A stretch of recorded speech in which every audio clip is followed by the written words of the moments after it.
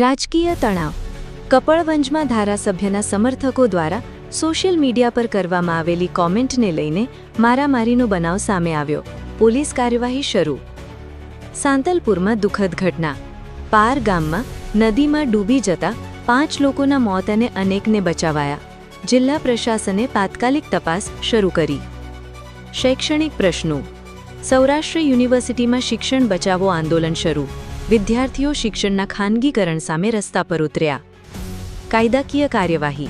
હાર્દિક પટેલ સામે ધરપકડ વોરંટ જાહેર. પોલીસે શોધખોળ તેજ કરી. વિજ્ઞાનમાં ગુજરાતનું યોગદાન. ચારુસેટ યુનિવર્સિટીના વિદ્યાર્થીઓએ મંગળ ગ્રહ માટે ઉપયોગી ટેકનિકલ પ્રોટોટાઇપ વિકસાવ્યો. સાંસ્કૃતિક ઉત્સવ.